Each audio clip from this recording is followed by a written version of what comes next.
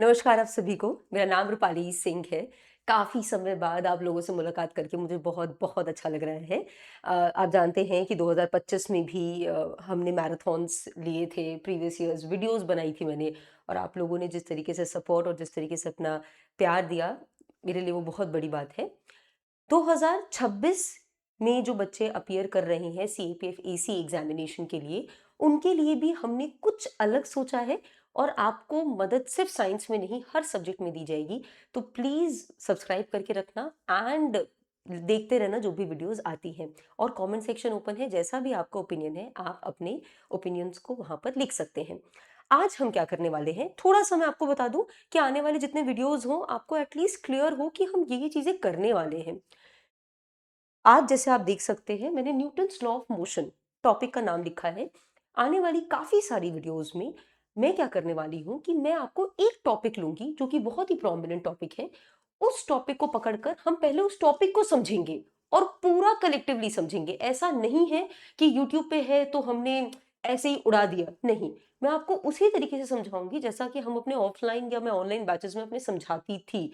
ठीक है, तो वो तो आपको सोचना नहीं है। जैसे ही हमारा पूरा वो कॉन्सेप्ट इस पर्टिकुलर टॉपिक से रिलेटेड जो भी बातें थी, जैसे ही हमने वो कंप्लीट कर ली, उसके बाद जो भी प्रीवियस ईयर आए हैं, 4 5 6 जितने भी प्रीवियस ईयर आए हैं सीएपीएफ एग्जामिनेशन में, मैं वो आपको कराऊंगी। तो इसका मतलब आप ये समझ सकते हैं कि आपका एक पूरा टॉपिक जो है वो एक वीडियो से डन हो जाएगा। तो ये जो छोटा सा डिस्क्रिप्शन था, ये सिर्फ इस वीडियो के लिए नहीं है, आने वाली जितनी भी वीडियोस आएंगी साइंस को लेकर, उन सब पर ये कॉन्सेप्ट अप्लाई करेगा। ठीक है, अब स्टार्ट करते हैं। आज हम देखने वाले हैं न्यूटन्स लॉज ऑफ मोशन। सबसे पहले दिमाग में ये आता है कि न्यूटन्स लॉ ऑफ मोशन कौन, वो महापुरुष कौन है जिनका इतना बड़ा योगदान है, जिन्होंने हमें न्यूटन्स लॉ ऑफ मोशन दिए। नाम से ही बहुत क्लियर है, इसाक न्यूटन सर थे जिनका बहुत बड़ा योगदान है, जिन्होंने हमें 3 लॉज ऑफ मोशन दिए। एक बात मैं आपको बताना चाहूंगी जो कि बहुत इंपॉर्टेंट है। एक सवाल आपके पेपर में आता है कि जो न्यूटन्स लॉज ऑफ मोशन है वो कौन से ऑब्जेक्ट्स पर अप्लाई करते हैं। तो करते तो बहुत सारे हैं, मैं आपको जिस पे नहीं करते वो बता देती हूँ, ताकि एग्जाम में अगर आए तो ये क्लिक कर जाए। याद रखिएगा, वो ऑब्जेक्ट जो आपकी स्पीड ऑफ लाइट की गति से चलते हैं। स्पीड ऑफ लाइट, अच्छा मैम स्पीड ऑफ लाइट क्या है, पहले तो यही पता होना चाहिए। 3 मीटर पर सेकेंड।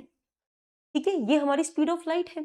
यानी कि कोई भी ऑब्जेक्ट जब इस गति से आपका दौड़ने लगे, तो समझ जाना कि उस पे न्यूटन्स लॉ ऑफ मोशन नहीं लगेगा। मतलब न्यूटन्स लॉज ऑफ मोशन उन्हीं ऑब्जेक्ट पे लगते हैं जिनकी गति बहुत बहुत बहुत ज्यादा कम होती है आपके स्पीड ऑफ लाइट से। समझ आ गया, ये लाखों में है सर। क्लियर? ठीक है सर, तो ये एक क्वेश्चन आया था, I have cleared it that. Now let's move forward with the number of laws that we have under the Newton's laws of motion. हमारे पास 3 लॉज हैं, जिसमें मैंने आपको एक ओवरव्यू दे रखा है। ये मत समझना कि यहाँ डिस्कशन हो गया, बहुत ही डिटेल में डिस्कशन करेंगे। और अगर आप मुझे पहले से जानते हैं तो आप जानते होंगे कि मैं डिटेल्स को कभी नहीं छोड़ती। आओ, ये एक ओवरव्यू है, हम ये पढ़ने वाले हैं। अब सबसे पहले हम पहले वाले के अंदर घुसते हैं। First, Newton's laws of motion क्या कहता है। एन ऑब्जेक्ट, एक बार ये पढ़ते हैं फिर इसके एक एक वर्ड को डायसेक्ट करूंगी। An object is at rest tends to stay at rest. मतलब एक ऑब्जेक्ट अगर रेस्ट में है तो वो रेस्ट में ही रहना चाहता है। सिर्फ यही नहीं, अगर एक ऑब्जेक्ट मोशन में है तो वो सिर्फ मोशन में ही रहना चाहता है, अनलेस अनलेस आप कोई एक अनबैलेंस्ड फोर्स उसके ऊपर ना लगा दें। इसका मतलब अगर मैं यहां पर ऐसे खड़ी हूं तो मैं खड़ी ही रहना चाहती हूं, अगर मैं चल रही हूं तो मैं चलना ही चाहती हूं, अगर मैं डांस कर रही हूं तो मैं वही करना चाहती हूं। आप अगर मेरे स्टेट को बदलने की कोशिश कर रहे हैं तो याद रखिएगा आपको अनबैलेंस्ड फोर्स लगाना पड़ेगा। मैम अनबैलेंस्ड क्यों बोल रहे हो, बैलेंस्ड क्यों नहीं बोल रहे हो। यहां पर पहले ये वाली बात समझते हैं। देखिए, अभी मैं यहां पर आपको दिख रही होंगी कि मैं यहां पर ऐसे खड़ी हूं। अगर मैं आपसे ये पूछूं कि मेरे पे कितना फोर्स लग रहा है, आपको नहीं दिख रहा, लेकिन अज्यूम करो कि एक इंसान मुझे यहां से धक्का दे रहा है, एक इंसान मुझे यहां से धक्का दे रहा है। ये भी 10 न्यूटन दे रहे हैं, ये भी 10 न्यूटन दे रहे हैं। दोनों जो 10 10 न्यूटन का मेरे पे फोर्स लगा रहे हैं, मेरा फिर भी पोजीशन नहीं बदल रहा, मैं अभी भी यहीं पर खड़ी हूं। तो क्या फायदा हुआ भाई तुम दोनों का 10 10 न्यूटन का फोर्स लगाने का। तो आपके दिमाग में ये बात आएगी कि मैम भले ही आपके ऊपर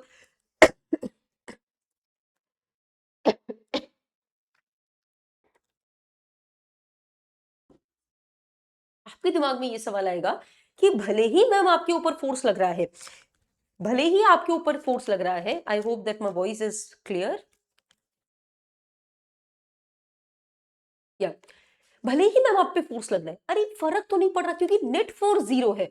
तो याद रखिएगा, एक ऑब्जेक्ट का स्टेट आप नहीं बदल सकते हैं अगर आप एक बैलेंस्ड फोर्स लगा रहे हैं, क्योंकि आपने जो फोर्स लगाया वो दूसरे फोर्स की वजह से वो खत्म हो गया ना भाई। तो अगर मैं खड़ी भी हूं, अगर मैं चल भी रही हूं, क्योंकि मेरा बैलेंस्ड, मेरा जितने भी फोर्सेस मेरे ऊपर लग रहे थे, यहां से भी लग सकता है, यहां से भी लग सकता है, इधर से भी लग सकता है, इधर से भी लग सकता है, ब्रह्मांड में कहीं से भी मेरे पे फोर्स लग रहा है, अगर मेरा नेट फोर्स जीरो निकल गया तो मेरे स्टेट को आप नहीं बदल सकते। अगर मैं खड़ी हूं तो मैं खड़ी ही रहूंगी, अगर मैं दौड़ रही हूं और फिर भी आपने मुझे यहां पे और यहां पर 10 न्यूटन का यहां से दिया, 10 न्यूटन का यहां से फोर्स दिया, मेरा दौड़ना कोई नहीं रोक सकता है, याद रखिएगा। तो इसीलिए कहा जाता है कि जब भी आपको किसी भी ऑब्जेक्ट का स्टेट बदलना है, ये ग्लास यहां पर आपको नहीं दिख रहा, ये ग्लास यहां पर रखा हुआ है, अब मैंने इस ग्लास को उठा के अपने हाथ में लाया, तो मैंने एक अनबैलेंस्ड फोर्स लगाया, इसीलिए मैं इसके स्टेट को बदल पाई हूं। ये तो बैठना ही चाहता था,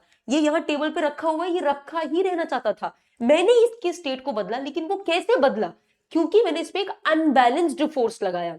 तो now this particular word is very very important. अब आते हैं प्यारे प्यारे एप्लीकेशन पे, ये थोड़ा लिखावट है, इंटरेस्ट नहीं आता, पिक्चर्स पे आते हैं। ये रहा, प्लीज याद रखना, एक बैकवर्ड याद रखना, एक फॉरवर्ड याद रखना।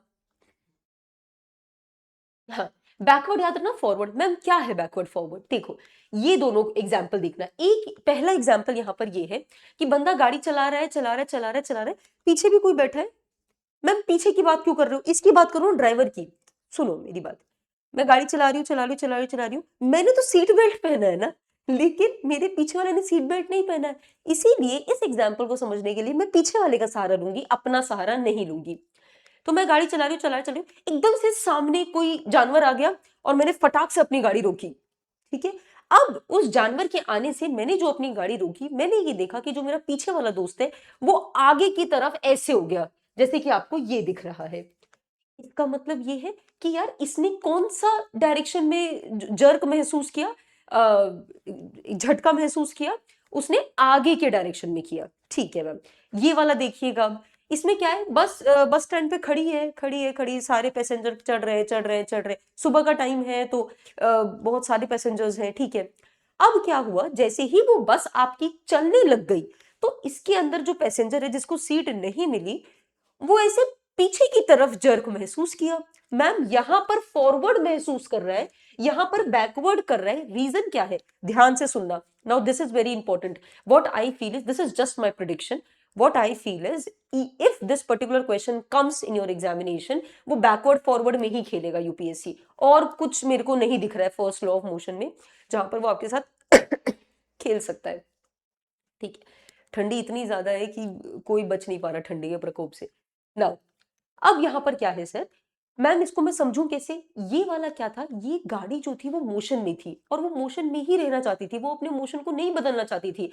तो क्योंकि गाड़ी के साथ लगे हुए इंसान जो है, उनका जो मोशन है, उनका क्या है, आप बोलोगे मैम वो तो बैठा हुआ है, लेकिन जस्ट बिकॉज वो जिस चीज पर बैठा है वो मूव कर रहा है, तो आप ये मानेंगे कि वो भी उसी गति से मोशन में है।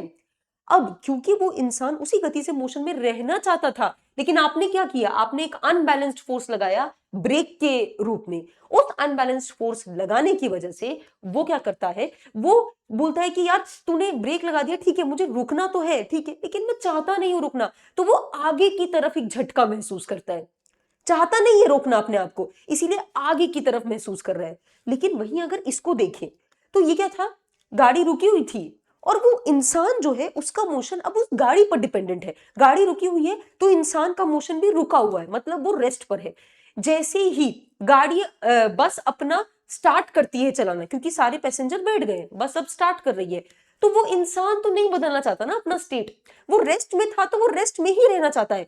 तो इसीलिए जब गाड़ी चलती है तो कहता है अरे नहीं नहीं यार मुझे नहीं चलना, तो वो पीछे की तरफ एक जर्क महसूस करता है कि मुझे अपना जो मोशन है, मेरे को चेंज, अपना जो स्टेट है वो मुझे चेंज नहीं करना, मैं रेस्ट में था तो मैं रेस्ट ही में रहना चाहता हूं, आप क्यों मुझे मोशन में डाल रहे हैं, ठीक है। तो वो पीछे की तरफ एक महसूस करता है, समझ आया जर्क, ओके। पीछे की तरफ महसूस करता है जर्क, समझ आया? ओके। अब अगर अभी भी नहीं आया, now this is the last example, उसके बाद तो नहीं समझ आया तो इम्पॉसिबल है। अब ये देखना, ये गाड़ी आगे चल रही थी, ये बॉक्स भले ही नहीं चल रहा, बट इस बॉक्स का मोशन इस गाड़ी पर निर्भर करता है। अब ये गाड़ी आपकी आगे चल रही है, इसका मोशन वही है, ये आगे ही चलना चाहती है उसके साथ साथ साथ साथ, क्योंकि आगे एक पत्थर आ गया तो ये गाड़ी रुक गई। अब ये गाड़ी रुकी, ये तो चाहती नहीं थी ना रुकना, ये अपने स्टेट को बदलना तो नहीं चाहती थी, भले ही आपने एक अनबैलेंस्ड फोर्स लगा दिया, वो चाहती तो नहीं थी।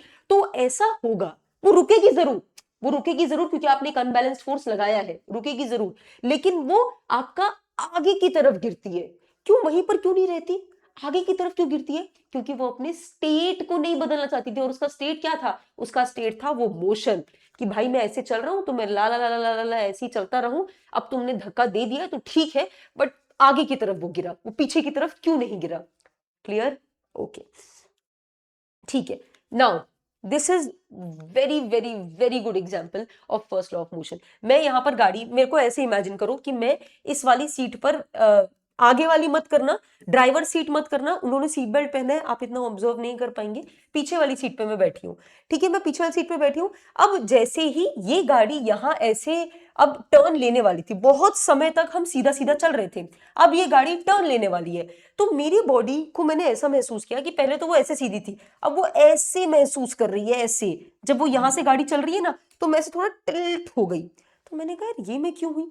क्योंकि मेरी बॉडी चाहती ही नहीं थी कि आप उसको कर्व में क्यों लेकर जा रहे हो। हम लोग सीधा सीधा आ रहे थे, सीधा सीधा आ रहे थे, मैं अपने स्टेट को बदलना नहीं चाहती, मैं इसी स्टेट में रहना चाहती हूं, ठीक है। इसीलिए हमारी बॉडी क्या करती है, अरे यार मैं उसमें रहना चाहता हूँ, लेकिन तुम मुझे अब लेकर जा रहे हो तो भाई क्या कर सकते, जाना तो पड़ेगा ही, लेकिन रहना किस में चाहती हूँ ये मुझे पता कैसे चल रहा है? अपनी बॉडी को ऐसे टिल्टेड देखकर। समझ आया? ओके सर, यहां देखो, path of passenger without car, अगर कार नहीं होता, हम बस पैसेंजर को बोल रहे हैं कि भाई ये डायरेक्शन में तेरे को नहीं जाना है, तू आराम से, तेरे को जैसे चलना है तू चल, तो वो ऐसा ही जाता। लेकिन क्योंकि कार को डायरेक्शन बदलनी पड़ी, क्योंकि घासों में घुस नहीं सकते हैं, तो इसीलिए उसको एक ऐसे महसूस होता है कि भाई मैं थोड़ा सा ऐसे टिल्ट हो गया। करेक्ट? अब इससे ज्यादा I don't think so that anything is important in आपका पहला लॉ। तो मैं यहाँ पर आपको अनबैलेंस्ड फोर्स का सिग्निफिकेंस समझा चुकी हूँ। ये वाला तो कंप्लीट हमारा डिस्कशन हो गया है। एक चीज आई एम एक्सट्रीमली सॉरी, थोड़ा सा आपको टॉलरेट करना पड़ेगा। ठीक है, बस एक चीज बता दूं बैलेंस्ड और अनबैलेंस्ड फोर्स के बारे में, बहुत इंपॉर्टेंट है। जब मैं बैलेंस्ड फोर्स की बात करती हूं, यानी कि 10 न्यूटन यहां से फोर्स लग रहा है, 10 न्यूटन यहां से फोर्स लग रहा है, मेरे पे कोई परिवर्तन आया नहीं, मैं अभी भी वहीं की वहीं पर हूं। इसका मतलब यह है कि मेरा एक्सेलरेशन जीरो है। Those of you who do not know what acceleration is, बड़ा ही सिंपल शब्दों में कहूंगी, आपकी आपके वेलोसिटी में परिवर्तन होना। मैं यहां पर रेस्ट पर हूं, मेरी वेलोसिटी क्या है? जीरो, ठीक है, मेरी वेलोसिटी जीरो है, मैं चलने लग गई, तो मेरी वेलोसिटी में परिवर्तन हुआ। पहले मैं 0 मीटर पर सेकेंड से चल रही थी, अब मैं मान लो 1 मीटर, 1 मीटर तो बहुत ही ज्यादा बोल रही हूँ मैं, बट ठीक है, हाँ चलो 1 मीटर, 1 मीटर पर सेकेंड की स्पीड से अब मैं चल रही हूँ, ठीक है। तो यहां पर क्या हुआ, मेरी वेलोसिटी में परिवर्तन हुआ, इसका मतलब मैं एक एक्सेलरेशन महसूस कर रही हूं। तो acceleration is nothing but change in velocity, velocity का परिवर्तन अपॉन टाइम, उसका फॉर्मूला भी वही होता है, final minus initial upon T. तो इसका ही फॉर्मूला आपको एक्सेलरेशन कहलाता है, मतलब आपकी वेलोसिटी में परिवर्तन है, कितने टाइम में है, this is what acceleration is all about. ये मेरा v है फाइनल, और ये मेरा u है इनिशियल। कभी कभी लोगों को कंफ्यूजन हो जाती है, ठीक है, ये भी करेक्ट है।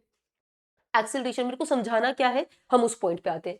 एक्सेलरेशन जब जीरो होता है, इसके दो मतलब होते हैं। यूजुअली लोगों को लगता है कि एक्सेलरेशन जीरो है, वेलोसिटी में परिवर्तन नहीं आ रहा है, इसका मतलब यार, इसका मतलब पक्का वो बंदा रेस्ट पर होगा, ठीक है। ना ना ना, ध्यान से सुनो, अगर बंदा रेस्ट पर है, अभी वो कुछ नहीं कर रहा, बेड पे सोया हुआ है, ठीक है, 10 घंटे बाद भी बेड पे सोया हुआ है, ऑब्वियसली उसका एक्सेलरेशन जीरो है। वेलोसिटी में कुछ परिवर्तन हुआ क्या? जिनको वेलोसिटी भी समझ नहीं आ रही है वो स्पीड ही समझो, ठीक है, वेलोसिटी एंड स्पीड में सिर्फ और सिर्फ ये अंतर होता है कि स्पीड के पास सिर्फ मैग्नीट्यूड होता है 2 मीटर पर सेकेंड, वेयर एज वेलोसिटी के पास 2 मीटर पर सेकेंड के साथ डायरेक्शन भी होता है, towards north, towards south, what ever the direction is. ठीक है, ओके।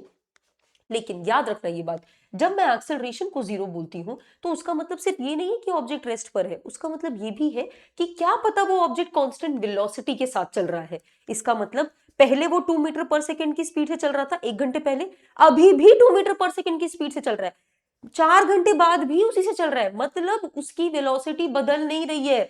तो मैम बदल नहीं रही है तो चेंज क्या होगा, v माइनस यू क्या होगा मैम, जीरो होगा। तो zero upon time is zero only, तो एक्सेलरेशन हो गया मेरा जीरो। तो रिमेंबर दैट कि जब आपका एक्सेलरेशन जीरो है तो उसके दो मतलब निकलते हैं। Now this was very important क्योंकि इसका रिलेशन थोड़ा पहले लॉ से है। हाँ, अनबैलेंस्ड फोर्स की जब मैं बात करती हूं तो ऑब्वियसली अनबैलेंस्ड फोर्स है, मेरे को यहाँ किसी ने मुक्का मारा, मैं फटाक से 2 मीटर दूर जाके गिरी, ऑब्वियसली ये अनबैलेंस्ड फोर्स था, तभी उसने मेरे स्टेट को बदल दिया। मैं ऐसे खड़ी थी, मैं ऐसे खड़ी ही रहना चाहती थी, लेकिन तुमने धक्का मारा तो गिर गए, बदल गया स्टेट। क्लियर, आ जाओ। अब ये वही बात है, यहां पर देखना ये जरा, 300 न्यूटन 300 न्यूटन दोनों ने सेम फोर्स लगाया, लेकिन नेट क्या था, नेट फोर्स मेरा जीरो था। तो आपको कोई परिवर्तन दिख रहा है, वो जो आपकी जो रस्सी है वो जहां है वो वही है, कोई परिवर्तन आपको नहीं दिख रहा है। यहां पर देखना, ये 100 न्यूटन से खींच रहा है, ये 300 से खींच रहा है, दिख रहा है रस्सी में परिवर्तन दिख रहा है। आगे ये बंदा क्या हुआ, 300 न्यूटन ज्यादा था, आगे की तरफ खिंच गया ये वाला बंदा, तो रस्सी में परिवर्तन दिख गया कि नहीं। बहुत ही अच्छा एग्जाम्पल है ये। ठीक है, आगे आइए। अब एक और चीज बताना चाहूंगी, आपको लग रहा होगा कि मैम काफी डिटेल में बता रहे हो, देखो इस तरीके से पढ़ो कि यार मतलब वो टॉपिक एकदम रट जाए दिमाग में, मेरा ये कॉन्सेप्ट है। अदरवाइज अगर आपको लग रहा है कि बहुत डिटेल हो रहा है तो I am really sorry for that. आगे आओ। इनर्शिया, इनर्शिया क्या कहता है, इनर्शिया ये कहता है कि अगर मैं यहाँ पर मान लो मैं इस क्लेचर की बात कर रही हूँ, इसका मास कितना है, इसका मास होगा बहुत ही कम ग्राम्स का होगा ये, ठीक है। लेकिन अगर मैं वही इस स्क्रीन की बात करूंगी तो इसका मास बहुत ज्यादा है, मतलब किसकी टेंडेंसी ज्यादा है अपने स्टेट को कायम रखने की। मतलब मैम अगर मैं इस स्क्रीन को धक्का दे रही हूँ, धक्का दे रही हूँ, मान लो मैं इसको धक्का दे रही हूँ, अरे 2 मिनट, मान लो मैं इसको धक्का दे रही हूँ, धक्का दे रही हूँ, धक्का दे, ये कुछ भी महसूस मुझे नहीं हो रहा है कि ये हिल रहा है, कुछ भी नहीं हो रहा, मैं धक्का दे रही हूँ, दे रही हूँ, लेकिन मुझे कुछ महसूस नहीं हो रहा। बहुत ज्यादा तेज धक्का दे दूं तो हो सकता है कि ये पीछे की तरफ गिर जाए या फिर यहाँ से टूट जाए, है ना। ठीक है मैम, लेकिन इसके लिए मुझे क्या करना है, क्या इतनी मेहनत करनी पड़ती ना इसमें। अगर यहाँ पर मान लो, मतलब मान लो ये टेबल है, मेरा हाथ टेबल है, मैंने हल्का सा भी अगर ऐसे किया होता तो ये चला गया, हल्का सा मैंने किया, लुढ़क गया। इसका मतलब क्या है मैम कि आप ये बात समझिए, जिसके पास जितना मास होता है उसके पास उतना ज्यादा इनर्शिया होता है। इनर्शिया मतलब भाई मैं अपने स्टेट को बदलने नहीं दूंगा, मेरे अंदर कितनी क्षमता है, tendency of an object to resist change in its state, मैं अपने स्टेट को बदलने नहीं दूंगा। ये नहीं दूंगा में कितनी क्षमता है, क्लेचर में इतनी सी थी, बहुत ही कम, बोर्ड में बहुत ज्यादा है, एक बिल्डिंग में और ज्यादा है। समझ आया। तो ये याद रखना कि जितना ज्यादा मास आपका बढ़ेगा उतना ज्यादा इनर्शिया बढ़ेगा, जिसमें जितना ज्यादा मास वो उतना ज्यादा क्षमता से रेजिस्ट करेगा कि नहीं भाई तो ये जो बोल रहा है ना, मैं तो नहीं मानता हूं यार इस चीज को, मैं तो तुम कर मेरे को, मैं नहीं हिलूंगा। मैम क्या वो कभी भी नहीं हिलेगा, पॉसिबल ही नहीं है सर, मैंने उतना फोर्स दिया नहीं ना, क्या पता मैं इतना फोर्स दे देती तो ये पक्का चला जाता पीछे। समझ आया। तो यहां पर याद रखना एक चीज बस मैं बताना चाह रही हूं कि जब भी आप दो चीजों को कंपेयर करेंगे कि किसमें इनर्शिया ज्यादा है या कम है, तो वो मास पर निर्भर करता है, ये भी क्लियर है। The more mass an object has, the more inertia it has and harder it is to change its motion. Now we are almost done. ये मैंने आपको इनर्शिया के बारे में बता, जो भी मैं आपको बता रही हूँ वो सब चीजें यहाँ मेंशन है, ये फाइल्स भी आपको दे दी जाएंगी, मैंने अपने पढ़ने के लिए थोड़ी मैं यहाँ लाई हूँ, आप ही के लिए लाई हूँ, ये हम दे देंगे। स्टडी फंडा के टेलीग्राम चैनल को ज्वाइन कर लेना, आने वाले जितनी भी पीडीएफ्स है उनका आप लाभ उठाइएगा। Okay, now let's move forward. ये भी देखो, ये वही वाला एग्जाम्पल मैं दे रही हूँ, हमारी ट्रेन का इंजन कितना ज्यादा फोर्स लगाता है ताकि वो इतने बड़े बड़े डिब्बों को खींच सके, समझ आ रहा है? अगर इस इंजन को कुछ 10-15 लोगों को बस खींचना होता तो क्या कोई मेहनत थी? बिल्कुल भी नहीं। लेकिन भाई इतने बड़े-बड़े तुम मालगाड़ी लेकर आए हो, इतना भारी है उसमें सामान, तो भाई खींचना भी ज़्यादा पड़ रहा है। समझ आए? जिसका जितना मास उसका उतना इनर्शिया, और जिसका जितना ज़्यादा इनर्शिया होगा मुझे उतना ज़्यादा फोर्स लगाना पड़ेगा उसके स्टेट को बदलने की। अब चाहे वो मोशन में हो, चाहे रेस्ट में हो, डज़न्ट मैटर। आओ, ठीक है। This is something that I wanted to tell you. ये बात याद रखिएगा मैम, अगर मैं एक वैक्यूम की बात करूं, मतलब मान लो ये कमरा है, इस कमरे में मैं एक सक्शन लगा दूं और यहां पर जितने भी, आपको नहीं दिख रहा है, you are not able to see it, but actually मेरे इर्द गिर्द हवा तो है ना, मैं सांस कैसे ले रही हूं? अभी तक तो फिर मर जाना चाहिए था। मतलब मैं सांस ले रही हूं, इसका मतलब मेरे इर्द गिर्द हवा है। अब अगर मैं इस रूम में एक सक्शन लगा के सारी हवाओं को बाहर निकाल दूं तो ये एक वैक्यूम क्रिएट हो जाएगा। मतलब यहां पर कोई भी हवा के पार्टिकल्स है ही नहीं, बिल्कुल नहीं है। सक्शन लगा दिया, निकाल दिया। अब अगर मैं चाह रही हूं कि मैं इस पर्टिकुलर रिमोट को गिराऊं और इस क्लेचर को गर्भ में गिराऊं, तो ये दोनों जो हैं वो सेम ही गिरेंगे नीचे। लेकिन सेम ही गिरेंगे मतलब सेम टाइम पर नीचे आएंगे। लेकिन याद रखिए, एक बहुत ही फेमस एग्जांपल है कि आप एक कॉइन ले लीजिए और एक चिड़िया का एक फेदर ले लीजिए और तब उसको गिराइए, तो हम क्या देखते हैं? कॉइन तो फटाक से गिर गया, लेकिन चिड़िया का फेदर ऐसे ऐसे ऐसे ऐसे ऐसे उड़ता उड़ता नीचे आ रहा है। ये इसीलिए है सर, क्योंकि जब हम बाहर इस एक्सपेरिमेंट को कर रहे हैं, कॉइन और चिड़िया के फेदर वाला, तब वहां पर एयर आ जा रहा है। वहां पर एयर की वजह से फ्रिक्शन आ जा रहा है, और फ्रिक्शन की वजह से वो जो आपका पंख है, वो जो पंख आपका नहीं, चिड़िया का जो पंख है, वो आपका ऐसे लहरता लहरता लहरता लहरता। क्यों? क्योंकि नीचे से जो हवाएं हैं वो उसको ऊपर ऊपर धक्का दे रही हैं। लेकिन वही अगर मैं उस एक्सपेरिमेंट को बाहर ना करके इस कमरे में करती जहां मैंने सक्शन लगा के सारा हवा निकाल दिया है, अब मेरा कॉइन और मेरा फेदर जो है वो दोनों आपका सेम टाइम पे नीचे आएगा।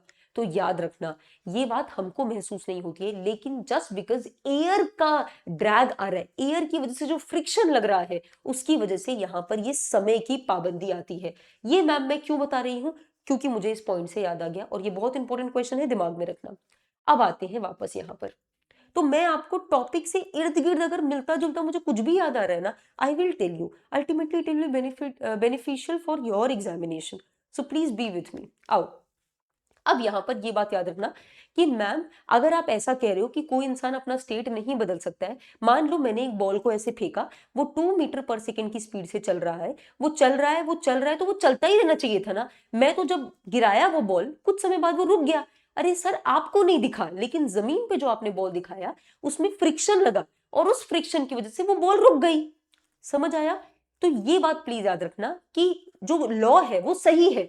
हम लोग फ्रिक्शन को देख नहीं पा रहे हैं, हमको दिख नहीं रहा है, लेकिन हमको तो ये पता है ना यार कि अगर मैं इसको ही, अगर मैं ऐसे फेंकती तो ये उसी मोशन में रहना चाहता है, बट रह नहीं पाता है, क्योंकि जो सरफेस है वो उसके मोशन को रोक रही है ऑपोजिट डायरेक्शन में, जिसकी वजह से वो आपका कुछ समय बाद रुक जाता है। क्लियर? ये भी ठीक है। आगे आइए। अब यहाँ पर ये बस मैं अपनी तरफ से आपको बताना चाहती हूँ, अगर ऐसा आता है कि ये जो इनर्शिया का कॉन्सेप्ट था, फर्स्ट लॉ ऑफ मोशन था, उसके ऊपर देखो, सबसे बड़ा योगदान तो न्यूटन जी का ही है, उन्होंने ही ये लॉज लेकर आए हैं वो। लेकिन इनर्शिया के कॉन्सेप्ट को पहले भी साइंटिस्ट ने बताया था। तो बस मैं आपको ये बताना चाहती हूँ, the scientist who is credited so much for this particular ये इनर्शिया का जो कॉन्सेप्ट है वो गैलीलियो है। गैलीलियो के ऑब्जर्वेशन पर एंड कैलकुलेशन पर न्यूटन सर जो है वो अपना लॉज लेकर आते हैं, बट जो बहुत इंपॉर्टेंट इंसान है वो गैलीलियो ही है। अच्छा मैम, उससे पहले किसी ने कुछ नहीं बताया क्या? देखो, जो एरिस्टोटाइल थे उन्होंने ये बात कही थी कि a force is required to keep an object moving. उन्होंने ये कहा, और उस समय बहुत लोगों ने एक्सेप्ट किया, और ये बहुत समय तक, डेकेड्स तक ये एक्सेप्टेड ही था नॉर्म। क्या था मैम? उन्होंने ये बात बोली कि अगर कोई चीज अगर आपको चलानी है ना, if you want an object to keep on moving, किसी ऑब्जेक्ट को मूव करते रहना है आपको, अगर आप ऐसा चाहते हो तो फोर्स भी कंटिन्यूसली लगाते रहो। ये वही बात है, अगर आप ट्रेन को चलाना चाहते हो तो भाई उसके फ्यूल को कंटिन्यूसली बर्न होना पड़ेगा। ठीक है, तो सबने बोला भाई तू सही बोल रहा है यार, हम तो डे टू डे मर्रा में ये चीजें ऑब्जर्व भी कर रहे हो तो सही बोल रहा है। लेकिन गैलीलियो जब आते हैं तो वो कहते हैं कि ये बात बिल्कुल करेक्ट नहीं है। और उन्होंने ही क्या कहा, मोशन जो है it's natural and will continue unless something changes it. In other words, an object left to itself will keep moving. This contradicted century of received wisdom. उन्होंने यही बात कही कि नहीं भाई, जो चीज जैसा चलना चाहता है वो वैसा ही चलना चाहता है। जस्ट बिकॉज आपने कोई एक अनबैलेंस्ड फोर्स मार दिया उसके ऊपर, इसीलिए वो रुक गया, या इसीलिए वो अपने स्टेट को बदल दिया, वो बदलना नहीं चाहता था। तो यहाँ पर ये प्लीज याद रखना कि गैलीलियो जी का कंट्रीब्यूशन बहुत ज्यादा है फर्स्ट लॉ को लेकर। उसके ऊपर न्यूटन जी जो है वो अपना कंट्रीब्यूशन देते हैं लॉज लाकर। Now this is what I have told you, we are done with it. Now let's come to the second laws of motion. Second law of motion, sorry, second law of motion आपका क्या कहता है? सबको ये पता है, force is equal to mass into acceleration. आप ना डेप्थ में नहीं पढ़ते हो, इसीलिए ना क्वेश्चन आसान आता है बट वो गलत हो जाता है। तो डेप्थ में पढ़ने का हमेशा ये फायदा रहता है कि अगर क्वेश्चन ऊपर ऊपर से आया ना तो वो तो मैं डेफिनेटली करेक्ट करूंगा। आओ, ठीक है, everything is going smooth till now. हाँ, अब हम बात करते हैं सेकेंड लॉ ऑफ मोशन की। सेकेंड लॉ ऑफ मोशन हमसे क्या कह रहा है? Rate of change of linear momentum. पहली बात तो मैम, लीनियर मोमेंटम क्या होता है? मोमेंटम होता है आपका मास इनटू वेलोसिटी, यानी कि amount of motion. Ma'am velocity आप बता चुके हो, इट इज नथिंग बट वही है कि स्पीड है, कोई चीज भाग रही है उसकी कितनी स्पीड है। हाँ, लेकिन उस स्पीड में हमने डायरेक्शन भी इंक्लूड कर दिया है, तो वो हमारी वेलोसिटी है। उस पर्टिकुलर ऑब्जेक्ट, जो ऑब्जेक्ट आपका चल रहा है, उसके मास के साथ जब मैं मल्टीप्लीकेशन कर देती हूं तो मेरा मोमेंटम आ जाता है, यानी कि मोशन का कितना अमाउंट है, this is what momentum is. समझ आया? ओके सर, ये बात डन है। जब भी किसी के आगे रेट लगता है तो याद रखना, अपॉन में टाइम अपने आप कर दो, टाइम से डिवाइड अपने आप कर दो, किसी से पूछने की जरूरत नहीं है आपका, वो तो होगा ही होगा। ये बात हमारी क्लियर है कि rate of change of linear momentum, मतलब आप मोमेंटम को जब टाइम से डिवाइड कर रहे हैं, मतलब rate of change of linear momentum is directly proportional to the applied unbalanced force. अब मुझे आपको बताने की जरूरत नहीं है कि हम यहाँ अनबैलेंस्ड फोर्स क्यों लिख रहे हैं, क्योंकि मैंने अभी तक आपको यही चीज इतने सारे एग्जाम्पल से समझाई। ठीक है ma'am. Okay, unbalanced force in the direction of force, यानी कि मैं ये कह रहा हूं कि rate of change of linear momentum जो है वो मेरा डायरेक्टली प्रोपोर्शनल होगा मेरे फोर्स अप्लाइड के साथ, which is unbalanced in nature. थोड़ा सा इसको और अच्छे से, एक मिनट रुको यहाँ पर। हाँ, थोड़ा सा इसको और अच्छे से देखना है तो ये देखो, rate of change of momentum is directly proportional to force applied. समझ आया? करेक्ट मैम, ये बात तो हमको सही आ गई। तो मैम ये डायरेक्टली प्रोपोर्शनल था तो ठीक है, आप यहाँ पर रेट ऑफ चेंज ऑफ बोल रहे हैं मतलब टी, और यहाँ पर अच्छा मैं ये सॉल्व क्यों कर रही हूँ यहाँ सामने। अब यहाँ पर याद रखना मैम ये क्यों बता रहे हो, क्योंकि मुझे आपको सेकंड लॉ ऑफ मोशन में जब एप्लीकेशन बतानी है जो आपके एग्जाम में आती है वो आपको समझ नहीं आएंगे अगर आप ये देखोगे नहीं तो प्लीज थोड़ा देख लो, समझना तो 2 मिनट में हो जाएगा, ये देख लो बस। मैं क्या आपको कह रही हूँ मैम, रेट ऑफ चेंज है ना, मतलब पक्का मोमेंटम में चेंज की बात करना है। तो मेरा इनिशियल मोमेंटम क्या है, मेरा फाइनल मोमेंटम ये है, मेरा initial momentum mass into initial velocity, final momentum mass into final velocity. ठीक है, इन दोनों को मैंने माइनस किया अपॉन टाइम तो हो गया रेट ऑफ चेंज, हो गया रेट क्योंकि टाइम नीचे है, और चेंज क्योंकि मैंने इनिशियल मोमेंटम और फाइनल मोमेंटम का यहाँ पर देखो माइनस ही किया है। हमेशा याद रखना फाइनल को इनिशियल से माइनस करते हैं हमेशा। ठीक है, अब जब मैं इसको थोड़ा सा आगे करूंगी तो मुझे यहां पर देखो क्या मिलेगा। अरे एक मिनट रुकना, ये रुक जाओ, इसके बारे में बताएंगे, इधर आओ। ये मुझे क्या मिलेगा, आप यहां पर इस पर्टिकुलर, क्या नाम है, मैं इसको ऐसे भी लिख सकती हूँ, चेंज को मैं ऐसे भी लिख सकती हूँ। ठीक है मैम, आपको ये दिख रहा है velocity upon time, velocity upon time क्या होता है, एक्सेलरेशन, m इंटू ए।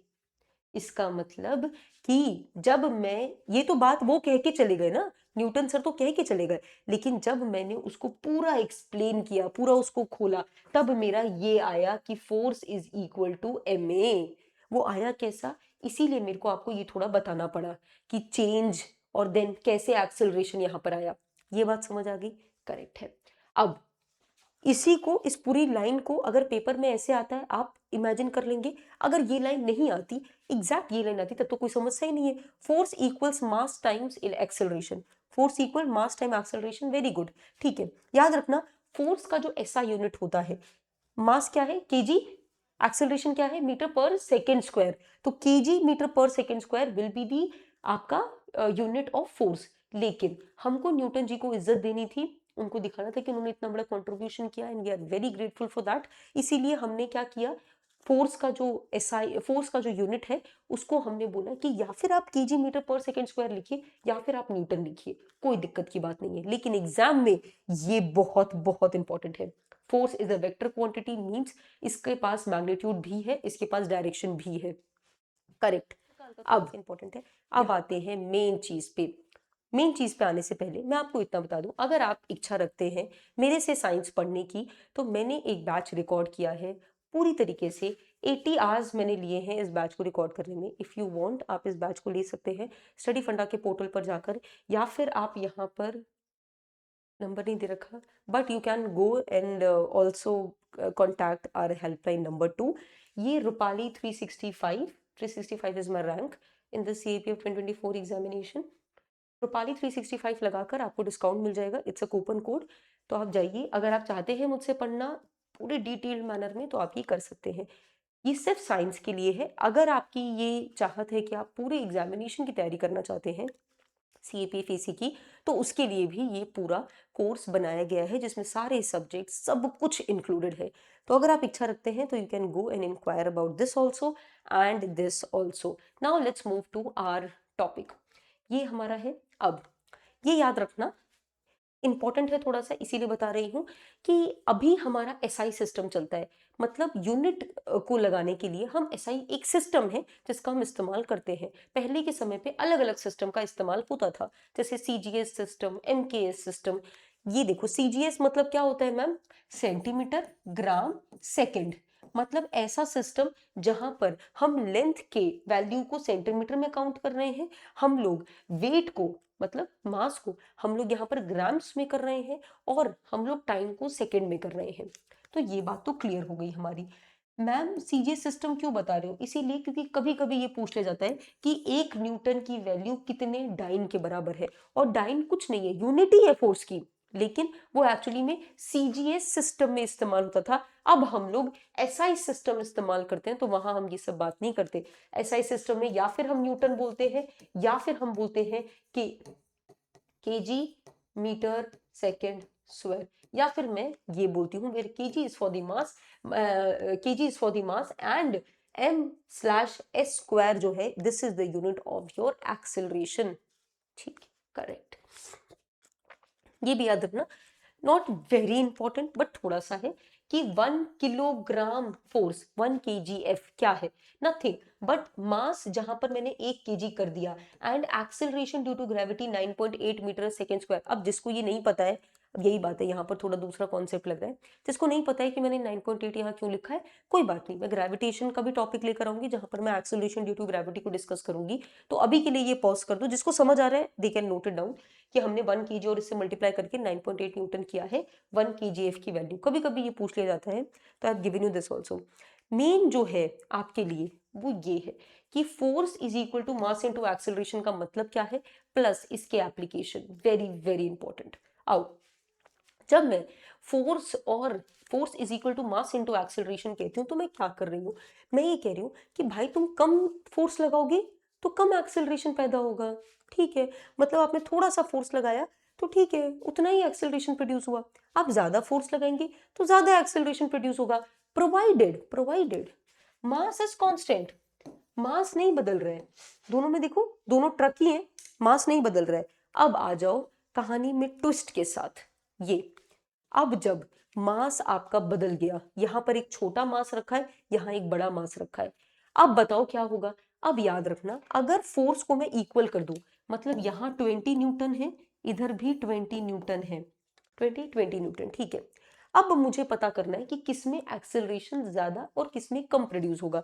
याद रखना, ज्यादा एक्सेलरेशन आपका स्मॉल मास में प्रोड्यूस होगा और आपका कम एक्सेलरेशन यहाँ कुछ समझ नहीं आ रहा मैम, बड़े अच्छा आसानी तरीके से मैं आपको समझाती हूँ। मैंने क्या बोला कि फोर्स 20 न्यूटन ही रहेगा, ठीक है। अब मैं यहाँ पर क्या कर रही हूँ, मैं यहाँ कर देती हूँ कि क्योंकि इसका मास ज्यादा है, मान लो ये 5 kg का है, मान लो, मानने में क्या जाता है, वैसे बहुत ज्यादा है, मान लो 5 kg का है, और मैं ये कह रही हूँ कि जो एक्सेलरेशन है मान लो वो 4 मीटर पर सेकेंड स्क्वायर का है, ठीक है। यहाँ पर क्या है, मास कम है, तो मास में क्या करती हूँ, मास में डाल देती हूँ 4 kg का, ठीक है। और एक्सेलरेशन जो है वो ज्यादा है, तो उसका क्या करूं, 5 मीटर सेकेंड स्क्वायर। देखना जरा, इन दोनों को मल्टीप्लाई करके भी मेरा 20 न्यूटन आ रहा है, इन दोनों को मल्टीप्लाई करके भी मेरा 20 न्यूटन आ रहा है। तो मैंने क्या किया, मैंने फोर्स को नहीं बदलने दिया, क्योंकि आपने मुझे वो कंडीशन दिया था, इसीलिए मैंने फोर्स को नहीं बदलने दिया। लेकिन जब मैं मास को बदल दे रहा हूं तो भी एक्सेलरेशन में फर्क पड़ रहा है। This was important for you to understand कि अगर आपके पेपर में क्वेश्चन अगर ऐसा आता है कि दो ऑब्जेक्ट अलग अलग लिए हैं लेकिन इसमें मास सेम है, और आपसे पूछेगा कि एक्सेलरेशन किसका ज्यादा होगा, कम होगा, बराबर होगा, या फिर नाइदर ऑफ द अबव, अगर ऐसा क्वेश्चन आता है तो याद रखना, जिसका मास ज्यादा है उसका एक्सेलरेशन कम है, जिसका मास कम है उसका एक्सेलरेशन ज्यादा है, क्योंकि मुझे यहीं से दिख गया। यहीं देख लो, खुद ही देख लो, वैल्यूज में देख लो, और वैल्यूज में चीजें अंडरस्टैंड करना हमेशा बड़ा आसान रहता है। Now let's move forward. Suppose that the acceleration of an object is zero. Does this mean that there are no forces acting on it? Not at all. Yeah, I've told you ना कि अगर just because आपका acceleration zero doesn't mean कि force act नहीं कर रहा है, force act कर रहा है, unbalanced नहीं है, balanced है, इसीलिए आपको महसूस नहीं हो रहा है। This is what I've told you. No, it means the force acting on it are balanced and the net force is zero. Clear? अब आ जाओ। Now this is the application of second law. अभी मैं आपको एक बहुत ही प्यारी चीज बताने वाली हूँ, प्लीज मेरे साथ रहना, एक कॉन्सेप्ट डिस्कस करने वाले हैं। ये देखो, अभी जो मैंने आपको पीछे दिया ना एग्जाम्पल, वैसे आप समझ चुके हैं कि force is equal to mass into acceleration का एप्लीकेशन कैसे समझे मैम। याद रखना, अगर मास को कांस्टेंट रखते हो, फोर्स को बढ़ाते हो, तो एक्सेलरेशन बढ़ेगा। अगर इसमें परिवर्तन लाते हो और इसको कांस्टेंट रखते हो तो आपको यहाँ एक्सेलरेशन में परिवर्तन दिखेगा। अभी जो मैंने आपको एग्जांपल दिए उसी पर ये सारे जो है वो निर्भर करते हैं। यहाँ पर ही देखो, pushing a car and a truck दिया था अभी, एक कार ले लो और एक ट्रक ले लो, किसी को पुश करना है सेम फोर्स के साथ, मान लो, अरे 2 मिनट, अगर मान लो मैंने दोनों को, कार और ट्रक को, दोनों को सेम फोर्स दिया, 10 न्यूटन का दिया, कौन सा एक्सेलरेट होने की ज्यादा संभावना है, कार की? ट्रक की तो बिल्कुल नहीं है यार, उसको तो बहुत ज्यादा फोर्स की आवश्यकता है। क्यों? क्योंकि मास यहाँ पर एक रोल प्ले कर रहा है। समझ आया? अब मुझे एक आपको बहुत ही प्यारी, ये सारा चीज बहुत आसान है, मैं I have given you the understanding, just read it and you are done with it. Main जो मुझे आपको समझाना है वो ये है, ये हमारे एग्जाम में नहीं होता, मैं आपको अभी बता रही हूँ कि आपके पेपर में जो ये सारे एग्जाम्पल मैं आपको बताने वाली हूँ ना अभी, कि भाई बॉल पकड़ते वक्त हाथ ऐसे नीचे की तरफ क्यों करते हैं, जब मैं बैट से बॉल को मारती हूँ उस समय क्या होता है, या फिर ये वाला एग्जाम्पल कि भाई ये जंप कर रहे हैं तो यहाँ पर रोड क्यों नहीं है, ये क्यों यहाँ पर एक स्पंज जैसा रख रखा है, ये ऐसे बॉल पकड़ के ऐसे हाथ नीचे, ये सब चीजें समझने के लिए आपको मेरे साथ थोड़ा सा इस चीज में कंसंट्रेट करना होगा। इम्पल्स एक ऐसा फिनोमिना है जो आपके सेकेंड लॉ ऑफ मोशन से ही डिराइव हुआ है, सेकेंड लॉ ऑफ मोशन था और उससे डिराइव होके इम्पल्स निकला है। आपके एग्जाम में क्या करते हैं कि इसका एप्लीकेशन, सेकेंड लॉ का एप्लीकेशन या फिर इम्पल्स का एप्लीकेशन, दोनों के एप्लीकेशन को वो लोग सेकेंड लॉ ऑफ मोशन ही मानते हैं। वो मैं आपको थोड़ा सा अंडरस्टैंडिंग देने के लिए, अदरवाइज आपको वो एप्लीकेशन समझ ही नहीं आएंगे, अंडरस्टैंडिंग देने के लिए मैं आपको ये बता रही हूँ कि इन सारी चीजों के पीछे, ये सारे जो भी एग्जाम्पल यहां से यहां तक लिखे हैं, इन सब के पीछे जो आपका फिनोमिना रिस्पॉन्सिबल है वो इम्पल्स है। आपका पेपर क्या करता है, आपका पेपर कहता है कि अरे सेकेंड लॉ ऑफ मोशन है, सेकेंड लॉ ऑफ मोशन है। क्यों मैम, ऐसा क्यों करता है? क्योंकि इम्पल्स थोड़ा एक ऐसा कॉन्सेप्ट है जो हायर लेवल में पढ़ाया जाता है, यूपीएससी इतने लेवल को टच नहीं करना चाहता, इसीलिए वो बोलता है कि भाई तू इम्पल्स इसी से तो निकला है ना, तो तेरा एप्लीकेशन मेरा ही ना हुआ। ये बात क्लियर है। तो मतलब मैम मैं क्या करूं, आप ये बात याद रखना कि पेपर में अगर आपके एप्लीकेशंस आते हैं, इनमें से कोई भी ये एप्लीकेशंस आता है और अगर ऑप्शंस में इम्पल्स नहीं लिखा है, अगर लिखा है तो वेल एंड गुड, क्या सोचना है, अगर नहीं लिखा है तो आप क्या करेंगे, आंख बंद करके answer second law of motion he correct करेंगे, क्योंकि उसी से आपका इम्पल्स निकला है। और ऐसा हुआ भी है, ये वाला आया था क्वेश्चन, ये वाला सीडीएस में आ रखा है सवाल, ये वाला कि भाई फील्डर ऐसे क्यों, बॉल नीचे, वो ऐसे आया बॉल ऐसे ही पकड़ लेता, हाथ ऐसे क्यों किया, ये क्वेश्चन आ रखा है और इसका आंसर यूपीएससी ने दिया है सेकंड लॉ ऑफ मोशन। तो I have told you by analysing the previous years. अब आ जाते हैं मैम, इम्पल्स क्या है मैम, आप थोड़ा बता रही हो, एप्लीकेशन समझने के लिए बता रही हूँ ये बस, अदरवाइज मेरा काम बहुत डन था कि मैं एप्लीकेशन बता बता के चलती बनूं, याद रखना प्लीज। इम्पल्स क्या है, it is the product of force into time and which is equivalent to the change in momentum. आपका इम्पल्स एक इम्पैक्ट की बात करता है कि भाई एक ऑब्जेक्ट के मोमेंटम में जो परिवर्तन आया है वो उसका क्या इम्पैक्ट है, वो कितना है। तो यहां पर याद रखना कुछ नहीं है impulse, impulse is just the multiplication of force into time, जो आपके चेंज ऑफ मोमेंटम के बराबर है। अब चेंज ऑफ मोमेंटम के बराबर है, याद रखना मोमेंटम के नहीं, चेंज के बराबर है। मतलब मैम इसका क्या है, इसका ये है, अगर मेरे को चेंज ज्यादा चाहिए, मतलब ऐसे समझो, बैट है, बॉल आया, सामने वाला तो बॉलर ऐसे फेंकता है ना, लेकिन आप देखिए जैसे ही बैट उसको मारता है उसके बाद वो इतना दूर जाके वो बॉल गिरता है। ये बात तो आप मानते हैं, इसका मतलब इनिशियली जब बॉलर ने बॉल फेंका तब तो वो आराम से आया, तब तो वो आराम से आया, मतलब उसकी कुछ थी इनिशियल वेलोसिटी कुछ हल्की सी, लेकिन जैसे ही वो टप्पा खाया बैट पे उसके बाद क्या फटाक से गया। इसका मतलब जो वेलोसिटी में चेंज हुआ वो बहुत ज्यादा हुआ, यानी कि उसके मोमेंटम में जो चेंज है वो बहुत ज्यादा है। अब जब मोमेंटम में चेंज बहुत ज्यादा है तो इसका मतलब मुझे फोर्स ज्यादा देना पड़ेगा। मैं चाहती हूं कि चेंज बहुत ज्यादा हो, मैं ये, अरे मैं घर में गिल्ली डंडा थोड़ी खेल रही हूँ, स्टेडियम में खेल रही हूँ, मैं चाहती हूँ कि मेरा बॉल एकदम बाहर जाके गिरे यार, एकदम छक्का मैं स्कोर करूँ, अपनी टीम को जिताऊं, मैं ये चाहती हूँ ना। तो मैं अगर अपनी चेंज को ज्यादा करना चाहती हूँ तो मेरा कर्तव्य बनता है कि आप अपने फोर्स को बढ़ाइए, और अगर इसको बढ़ा रहे हो तो इसको घटाना अनिवार्य है। इसका मतलब अगर मैं अपना फोर्स बढ़ाना चाहती हूं तो मेरे को टाइम घटाना है। अब कभी कभी ऐसा होगा, ये वाला जो बैट बॉल वाला मैंने आपको एग्जांपल दिया, इसमें क्या था, इसमें था कि उसने फोर्स बहुत ज्यादा दिया, बैट को ऐसे टाइटली पकड़ा और फटाक से मारा, तो बहुत तेज मारा, मतलब फोर्स बहुत ज्यादा दिया। लेकिन टाइम क्या था, इम्पैक्ट सोचो, जब बॉल आपका पड़ा बैट पे वो इतना फटाक से हुआ, आपको महसूस भी नहीं होगा, तो उसका टाइम क्या है, बहुत कम है। तो उसने क्या किया, बैट्समैन ने क्या किया, दिमाग बहुत तेज था, फोर्स को एकदम बढ़ा दिया और इम्पैक्ट को फटाक से मारा। तो मतलब टाइम को एकदम घटा दिया ताकि मेरा चेंज बहुत ज्यादा हो, ताकि बॉल आई तो ऐसे ही थी लेकिन जाए तो एकदम उड़ती हुई जाए। लेकिन सर अब बात सुनिए, यहां पर आइए, इनकी बात सुनिए, ये चाहते तो क्या कर सकते थे, बॉल आ रहा है ऐसे ही पकड़ लेते यहाँ पर, लेकिन अगर ऐसे ही पकड़ लेते तो इनके हाथ में हो सकता था कि खून भी आ जाए, बहुत तेज चोट लगती। तो उन्होंने क्या किया, उन्होंने यहाँ पर ध्यान से देखना, रुको, जब बॉल आई इन्होंने अपने हाथ को ऐसे ही किया। अगर यहाँ से समझ नहीं आ रहा है क्योंकि बहुत जल्दी जल्दी हो रहा है, इधर देखो, ये देखो, बॉल आया और अपने हाथ को ऐसे पीछे की तरफ किया। मैम ये क्यों कर रहे हैं ऐसे, ये क्यों कर रहे हैं ऐसे, क्या इनको इंटरेस्ट आ रहा है क्या कोई, ये क्या कर रहे हैं सर, ये लोग जानबूझ के इस टाइम को बढ़ा दे रहे हैं। मैम टाइम को क्यों बढ़ा रहे हैं, अरे इसीलिए बढ़ा दे रहे हैं क्योंकि वो पर्पसली चाहते हैं, वो जानते हैं ये बात कि यार मैं मोमेंटम को भी कंट्रोल नहीं कर सकता हूँ, बॉल इतनी तेज आई है ना यार, एकदम से यार मेरे से मोमेंटम कंट्रोल नहीं होगा।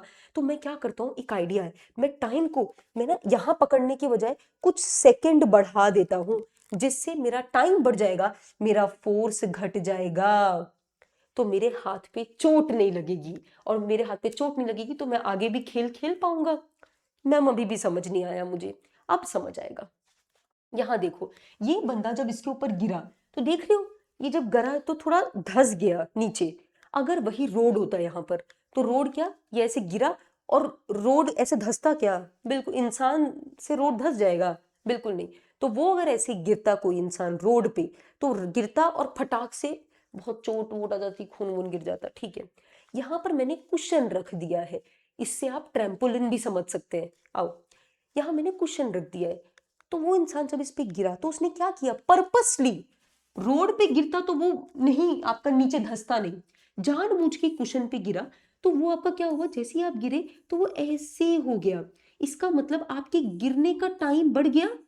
पहले आप यहां पर गिरते, अब आप यहां पर गिरे, गिरने का टाइम बढ़ गया, गिरने का टाइम बढ़ा। इसका मतलब, ओहो, आपने गिरने का टाइम बढ़ाया ताकि यार चोट ना लगे जो हमारे इस गेम में खेलने आए हैं बच्चे। समझ आया? ये बात याद रखना। तो जब हम जिस चीज की चाहत रखते हैं, हम उस चीज के हिसाब से मैनिपुलेट कर देते हैं चीजों को।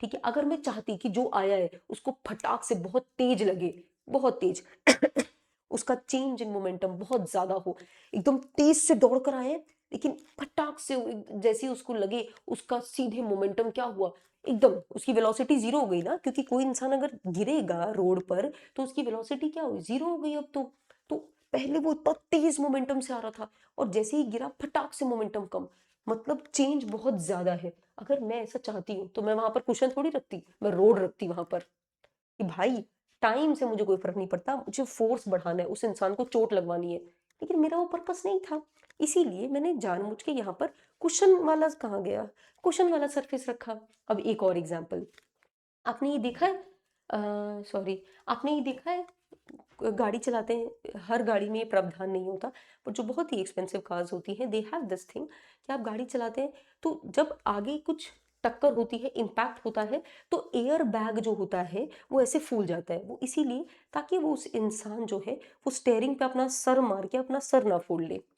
इसीलिए क्या किया जाता है कि वो एयर बैग आता है। अब वो एयर बैग क्या कर रहा है, यहाँ पर देखना, in an accident air bag inflate, air bag मोटा होता है, and increase the time over which your head and torso comes to rest. पहले आप क्या करते, अगर एयर बैग नहीं होता फटाक से आपको इसे स्टेयरिंग में लगता विद इन सेकेंड्स। अब क्या हुआ, एयर बैग ओपन अप हुआ जिसकी वजह से आपका चेहरा जो है वो स्टेयरिंग पे नहीं लग रहा है, समय बढ़ा दिया, समय बढ़ाया तो फोर्स कम हो गया। तो मैम अब मैं समझ गया इतने एग्जाम्पल के बाद, तो नाउ आई एक्सपेक्ट कि आप ये समझ गए होंगे कि मेरा जो डिजायर्ड रिजल्ट है उस हिसाब से मैं यहाँ पर मैनिपुलेशन करूंगी। मेरे को कब फोर्स ज्यादा कब कम चाहिए उस हिसाब से हम चीजें अपना अरेंज कर लेते हैं।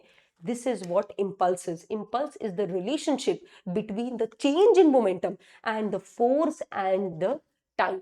तो फोर्स एंड टाइम का product is what equivalent to change in momentum and this is what impulse is.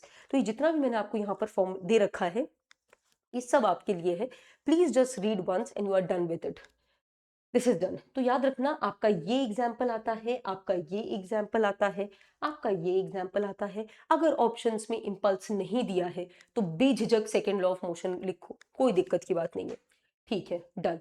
Now ये एक स्टेटमेंट एक बार प्रीवियस ईयर में आया था, I am telling you this thing, first law of motion can be mathematically deduced from second law of motion. अगर मैं पहले law of motion को निकालना चाहती हूँ तो सेकेंड लॉ ऑफ मोशन से आराम से निकाल लूंगी, ट्रू और फॉल्स, इट्स ट्रू। देखिए कैसे, सेकेंड लॉ ऑफ मोशन क्या कहता है, force is equal to mass into acceleration. और फर्स्ट लॉ ने क्या कहा था, याद रखना, फोर्स लॉ ने क्या फर्स्ट लॉ ने क्या कहा था, फर्स्ट लॉ ने बात की थी अनबैलेंस्ड फोर्स की। उसने ये कहा था कि अगर तुम बैलेंस्ड फोर्स मार रहे हो मेरे पे कोई फर्क नहीं पड़ेगा, मैं चल रही हूँ तो मैं चलती ही रहूंगी, तुम मारो यहाँ से सेम धक्का, नहीं फर्क पड़ेगा। लेकिन अगर अनबैलेंस्ड फोर्स करते हो तो मैं बदल जाएगा मेरा, मैं नॉर्मल चल रही थी, धक्का लग जाएगा मुझे, जिसने भी ज्यादा तेज इन दोनों में से धक्का दिया होगा। ठीक है, अगर नेट फोर्स आपका जीरो है, अगर मैं अपने पहले लॉ के हिसाब से चलूं तो मैंने क्या कहा था कि भाई कोई चीज अगर रेस्ट पर है तो रेस्ट पर ही रहेगी, मोशन में है तो मोशन में ही रहेगी, मतलब नेट फोर्स उसके ऊपर अभी जीरो लग रहा है। अगर नेट फोर्स जीरो लग रहा है तो ये बात तो आप सही है कि अगर ये जीरो है तो यहां पर भी जीरो होगा। लेकिन यार इन दोनों चीजों में क्या मास कभी जीरो हो सकता है, किसी भी चीज का मास तो होता ही है ना, अदरवाइज वो चीज एग्जिस्ट करेगी। एक सुई तक का भी कुछ तो मास होता है, तो मास तो मैम मैं जीरो नहीं कर सकता, इसका मतलब पक्का एक्सेलरेशन ही जीरो होगा।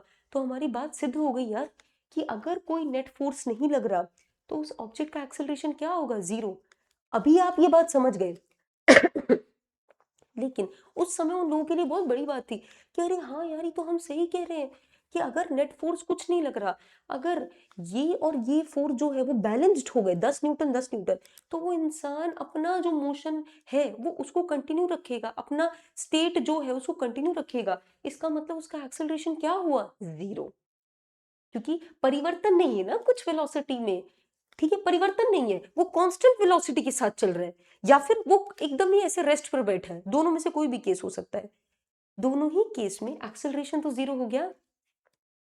आगे now comes the last, Newton third law of motion क्या कहता है, एक्शन, यहां पर देखना, for every action there is equal and opposite reaction. मैं यहां पर इस स्क्रीन को धक्का दे रही हूं, ये स्क्रीन मुझे धक्का दे रहा है, मेरे को यहां अपने हाथों में महसूस हो रहा है, वो धक्का महसूस हो रहा है मुझे, समझ आया। तो इसका मतलब हर एक्शन का एक रिएक्शन होता है, हर एक फोर्स का दूसरा रिएक्शन होता है, और वो ऑपोजिट होता है इन नेचर। मतलब मैं इस पर मार रहा हूं, ये मुझ पे मार रहा है, तो ऑपोजिट दिख रहा है, ये यहां से आया वो वहां से आया, समझ आया, करेक्ट। लेकिन इतना हो जाता तो क्या ही बात थी। थोड़ा सा हम इसके पहले एग्जाम्पल देखेंगे और फिर आएंगे बहुत ही मोस्ट इंपॉर्टेंट बात पे। सबसे पहले ये देखना, स्केटबोर्ड पे ये इंसान चल रहा है। जब आप स्केटबोर्ड पे चलते हैं तो आपने स्केटबोर्ड को क्या किया, पीछे की तरफ धक्का दिया, स्केटबोर्ड ने क्या किया आपके लिए, आगे की तरफ धक्का दिया। सिमिलरली यहाँ पर ये देखना, जब हमारा पैर ऐसे लग जाता है दीवार में, बहुत ही कोने कोने चीजों पे लग जाता है, हमने क्या किया, हमने फोर्स मारा उस दीवार पर, दीवार ने हम पर मारा, लेकिन दीवार को महसूस नहीं हुआ, हमको महसूस हुआ, दर्द बहुत ज्यादा हुआ। क्लियर, आ जाओ। सेम, मैंने वॉल पे धक्का लगाया, वॉल ने भी मुझ पे धक्का लगाया, इसमें तो कोई इतना दिक्कत वाली बात नहीं है। मैं आपको पहले कुछ 2 मिनट रुको, ये मेन मोस्ट इंपॉर्टेंट चीज ये है। अभी आ जाओ इस पे, ये देखो, फोर्स ऑन ग्राउंड, मैं क्या कर रहा हूँ, मैं क्या कर रही हूँ, चलते वक्त मैं ग्राउंड पे धक्का दे रही हूँ और ग्राउंड मेरे को धक्का दे रहा है, इसीलिए मैं आगे चल पा रही हूँ। तो मेरे चलने में, स्विमिंग में, रॉकेट जब जाता है, यहाँ देखो फोर्स क्या है, गैसेस पे लग रहा है, गैसेस से नीचे की तरफ जा रहे हैं, और फिर रॉकेट क्या है, ऊपर की तरफ जा रहा है। तो आपका force on gases is action, force on rocket is reaction. यही नहीं, यहां पर ये देखना, ये देखो क्या किया इस बंदे ने, जब यहां से जंप किया तो उसने बोट को पीछे से धक्का दिया, बोट ने उसको आगे धक्का दिया, तो फोर्स तो दोनों ने लगाया, इक्वल एंड ऑपोजिट लगाया, इक्वल इन मैग्नीट्यूड लेकिन opposite in direction. Clear, okay sir. ये मुझे सारे मैम एग्जाम्पल समझ आ गए। This is something which is very important. Bullet आगे की तरफ गई, लेकिन जो बंदा गोली चला रहा था उसको ऐसे पीछे की तरफ धक्का महसूस होता है।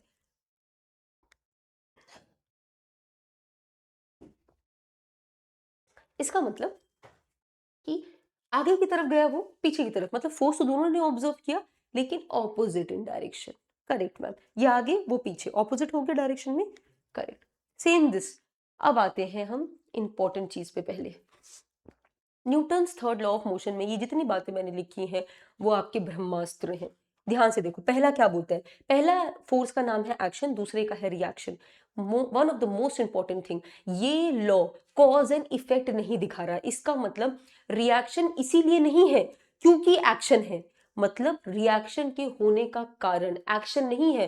एक्शन कोई ऑक्सीजन नहीं है कि अगर वो नहीं होता तो रिएक्शन मर जाता, नहीं नहीं, ये एक ऐसा फिनोमिना है जहां पर दो फोर्सेस अकर कर रही हैं इन नेचर में साइमल्टेनियसली।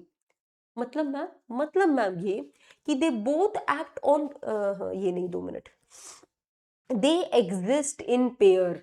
याद रखना, there is no cause effect relationship. ऐसा नहीं है कि एक के होने का कारण कोई दूसरा है।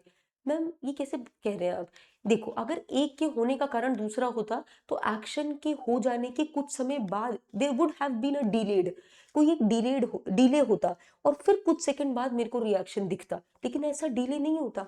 ये दोनों फोर्स एक समय पे लगते हैं, एक समय पे लगते हैं, साइमल्टेनियसली लगते हैं, इसीलिए हम इस बात को बहुत ही क्लियरली कह पा रहे हैं कि there is no cause effect relationship, मतलब एक के होने का कारण कोई दूसरा बंदा नहीं है, दे exist in pair in nature. ठीक है, correct. neither force exists without the other, they are part of a single interaction. दो चीजें जब आपस में इंटरैक्ट हो रही हैं तो दो फोर्स यहां पर एग्जिस्ट करेंगे। याद रखना, वो जो दो फोर्सेस एग्जिस्ट करेंगे, एक्शन एंड रिएक्शन, वो हमेशा दो अलग ऑब्जेक्ट पे लग रहे होंगे। मतलब मैम, मतलब मैं यहां पर स्क्रीन को धक्का दे रही हूं, मैं स्क्रीन को धक्का दे रही हूं, स्क्रीन मुझे धक्का दे रहा है। समझ आया? करेक्ट। ओके, तो ये जो कह रहे हैं ना, they both act on two different object, ये याद रखना सबसे अच्छा। जैसे मेरा पैर इस यहाँ दीवार है, एक मेरा पैर दीवार में लग गया, तो मैंने दीवार पे पैर मारा और दीवार ने क्या किया, मुझे मारा। तो दोनों फोर्स लग तो दूसरे ऑब्जेक्ट पे रहे हैं ना, मेरा वॉल पे लग रहा है और वॉल का मेरे पे लग रहा है। तो एक फोर्स एक्शन का जो है वो वॉल पे लग रहा है और रिएक्शन का जो है वो मुझ पे लग रहा है। तो दोनों फोर्स जो है वो अलग अलग ऑब्जेक्ट पे लग रहे हैं। ये क्लियर? डन। ये भी ठीक है। Neither force exist without the other. Always remember, when two objects are interacting, both the forces will exist simultaneously. There is no cause effect relationship at all. Now this is one of the most important. We are almost done with our discussion. बस हमारा काम हो गया है। They are equal in strength and opposite in direction. मतलब force A B पे क्या लगा रहा है वो इक्वल होगा फोर्स B जो A पे लगा रहा है, लेकिन वो माइनस यहां पर इसलिए लगा रहे हैं क्योंकि ऑपोजिट इन डायरेक्शन होगा। Now this comes, this is very important. Still they do not produce acceleration of equal magnitude. मतलब क्या है, अगर मैं इसको ओपन करती हूं तो यहाँ ma होगा और यहाँ ma होगा, यहाँ ये होगा, ठीक है। याद रखना ये बात, ये क्वांटिटी इस क्वांटिटी के बराबर है, लेकिन इंडिविजुअली ये दोनों एक दूसरे के बराबर नहीं है। याद रखना, क्या मेरा और दीवार का मास सेम है? नहीं मैम। क्या मेरे को दर्द हुआ तो दीवार को भी दर्द हुआ? नहीं मैम। तो याद रखना, ये क्वांटिटी पूरी पूरी बराबर है। मतलब ये 20 न्यूटन है तो ये भी 20 न्यूटन है, लेकिन इंडिविजुअली ये दोनों बराबर नहीं है। इसीलिए यहां पर आइए, जब ट्रक और गाड़ी का टक्कर होता है तो सबसे ज्यादा किसका नुकसान होता है? गाड़ी वाले का नुकसान होता है। क्यों मैम?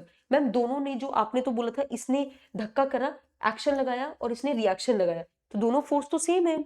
सही बात है, मैं मना नहीं कर रही। फोर्स ए बी जो है वो इक्वल है फोर्स बी ए के, बिल्कुल करेक्ट है। मास एम ए और एम ए, बिल्कुल आप ऐसे मानिए। यहां पर मान लो ये आपका ट्रक का है, ये आपका कार का है, बिल्कुल ये 20 न्यूटन है, ये 20 न्यूटन है, लेकिन लेकिन लेकिन ध्यान से, ट्रक का मास क्या है?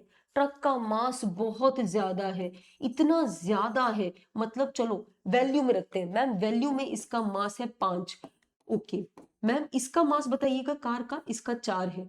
ओके, तो इसमें एक्सेलरेशन कितना है आप खुद सोचो। मेरे को इस वैल्यू को बराबर रखना है, दोनों वैल्यू को, क्योंकि ये मेरा लॉ कहता है। तो मुझे यहाँ पर खुद से ही यहाँ पर ऐसे करना होगा, 5 इंटू 4 एंड 4 इंटू 5।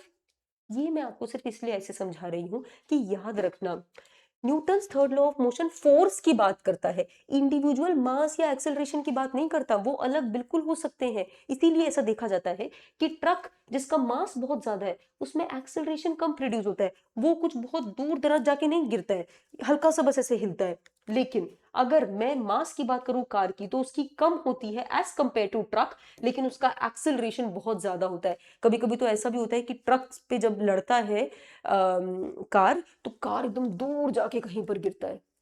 समझ आया? ओके सर, तो ये बहुत ही इंपॉर्टेंट था थर्ड लॉ ऑफ मोशन का, एंड वी आर डन। यहां पर ये भी देख लो, एक बुलेट और गन का। बुलेट का मास कितना है? बुलेट का मास बहुत ही कम, इतना ज्यादा बुलेट है, लेकिन गन, गन तो भारी है, उसके अंदर बुलेट डाला जाता है। तो गन का मास कितना है? बहुत ज्यादा। इसका मास क्या है? बहुत कम। इसका मास बहुत कम है, तो इसका एक्सेलरेशन क्या निकलता है? बहुत ज्यादा, एकदम रौंदते हुए जाता है और किसी इंसान के सीने में लग जाता है। लेकिन अगर वही मैं गन की बात करूं, तो बुलेट ऐसे आगे गया, लेकिन गन ऐसे पीछे, रिकॉइल वेलोसिटी थोड़ा ही महसूस, ऐसे हल्का से ही महसूस करता है, ज्यादा महसूस नहीं करता। अदरवाइज अगर सेम हो जाता तो वो इंसान जो गन चला रहा है वो भी कहीं उड़ जाता। नहीं होता, हल्का सा रिकॉइल वेलोसिटी महसूस होता है। समझ आया? तो this was very very very important. I hope कि ये क्लियर होगा। We are almost done. Let's review first law. Same, object will be in rest or in motion. कब तक? जब तक आपने कोई एक अनबैलेंस्ड फोर्स नहीं लगाया है। Force is equal to mass into acceleration, this is what second law of motion says. The third law of motion says that every action there is an equal and opposite reaction. We are done with it. Now याद रखना, एक question मैं आपको बताने वाली हूँ जो कि आपका थर्ड लॉ ऑफ मोशन से रिलेटेड है। उसके लिए मुझे बस 5 मिनट का कॉन्सेप्ट और बताना है and then we are good to go. फिर हम सवाल करेंगे, हमारा ये पूरा टॉपिक खत्म हो गया है। मोमेंटम मैं आपको ऑलरेडी बता चुकी हूँ कि मास इनटू वेलोसिटी होता है। Momentum is a vector quantity और मोमेंटम का जो आपका डायरेक्शन है it depends upon the velocity. पूरा पूरा वेलोसिटी पे डिपेंड करेगा, क्योंकि आप ये बात जानते हैं कि velocity is also a vector quantity, momentum is also a vector quantity. Mass तो वेक्टर क्वांटिटी नहीं है, मास का कोई डायरेक्शन थोड़ी होता है। मास तो आपका सिर्फ मैग्नीट्यूड है, 5 kg, 10 kg, 15 kg, 20 kg, ठीक है। तो इसका डायरेक्शन वेलोसिटी पे निर्भर करता है। ये बातें मैंने आपको मोमेंटम की बता दी। Now let's see the principle of conservation of linear momentum. ये बहुत ही सिंपल बात कहता है।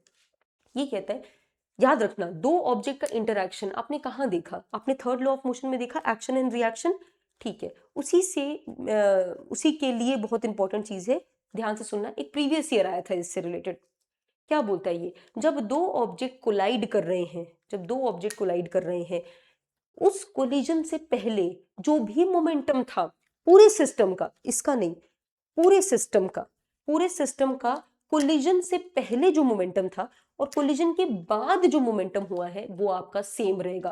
कैसे मैम, समझाइए थोड़ा सा। याद रखना, कोलिजन से पहले मतलब कोलिजन को इस तरीके से मत समझो कि कोई टकरा रहा है, एक इवेंट की तरह समझो। जैसे कि अगर मान लो, हाँ फायरिंग कर लो, मैं फायरिंग कर रही हूँ, ठीक है। Firing is an event. Firing से पहले मेरा गन रेस्ट पे था और मेरा बुलेट जो है वो भी रेस्ट पे है, तो मेरा मोमेंटम क्या हुआ? जीरो। टोटल मोमेंटम क्या हुआ मैम? टोटल मोमेंटम मतलब मास इंटू वेलोसिटी, दोनों की ऐड कर दो ना। दोनों की जब वेलोसिटी जीरो है तो जीरो ही हो गया ना। गन भी रेस्ट पर है, बुलेट भी रेस्ट पर है, तो मेरा तो एमवी जो है वो जीरो हो गया। ठीक है मैम, ये बात तो सही है। तो फायरिंग से पहले टोटल मोमेंटम मेरा जीरो है।